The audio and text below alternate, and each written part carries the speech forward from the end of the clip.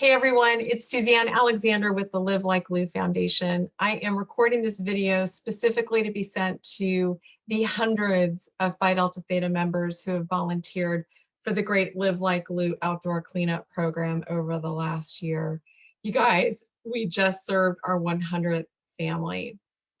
You got the email, you said, I think I can help. You rallied your brothers, you called your families and your friends and your communities, and you showed up for these amazing people, these people living with this devastating disease. I'm so proud and so grateful. I wanted to show you a couple of things. I got a little piece of news for you too. So I'm going to share my screen real quickly and cut over to this. Let's see if I can do it. And there we go. So this is the email you received. This is the program you signed up for, most likely to help. We've now served more than 100 families across the country. We are grateful, we are proud, and we're actually telling some great stories. All of this started with the inspiration of your brother, Lou Gehrig, of course, who taught us first how to be amazing human beings, and then taught us second how to be amazing in the face of impossible things by reminding ourselves that we're lucky and that we can move forward through hard things with confidence and grace and dignity and gratitude. I also do the work of Live Like Lou in honor of my husband, your brother, Neil. I know you've seen this picture before, but he was so proud of it. He felt that it made him look strong and focused on onward and doing all great things, even when things are really hard. And that's actually the inspiration behind the great Live Like Lou outdoor cleanup. You guys have served 100 families, and I wanted you to see this graphic. It's just a little tiny percentage of the number of Phi Delta Theta undergrads and alums across the country that have served these incredible families. You guys have masked up, you've gone out in heat and snow and ice and piles of leaves, you've cleaned out garages, you've planted spring bulbs, you've weeded beds, you've hung Christmas lights, you built a greenhouse. We're talking about it on social media. It's going to show up in the next edition of Phi Delta Theta Scroll. Thank you. I want to tell you the story real quickly of our 100th family that was just served. This is Patrick Emmerich and his wife Holly. They live in Carlsbad, California, which is in Southern California. Patrick is a 30-year executive. He's a creative guy.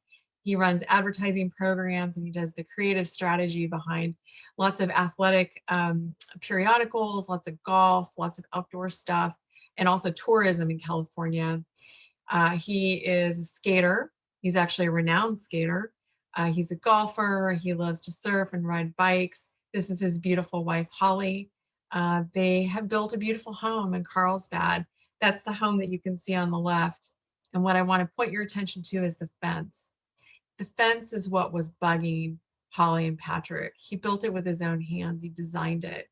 He built it many years ago, and over time it fell into disrepair.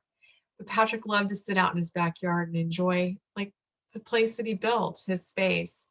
And the stain on the fence started, fading in the sun, and it started sort of falling apart.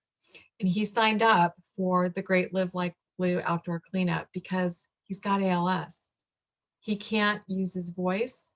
He can't use his arms. He can't use his legs. This athlete, this man who loves to be outside, can't fix his fence. And so we sent out this call, and this alumnus of Phi Delta Theta, of course, said, I can do that. His name is Craig Troutman. He lives in San Diego. And he rallied the men of California Kappa in San Diego. And 15 of these guys showed up, and they served this 100th family. They stained, they power washed, they repaired, they dug out. They made it beautiful again. This sort of thing, I'm sorry, I get weepy. This sort of thing really matters. When you can't use your arms, when you can't use your legs, stuff like getting your fence fixed matters. And you guys, time and time again, you've shown up and you've shown that you care. And this family, this story is pretty special.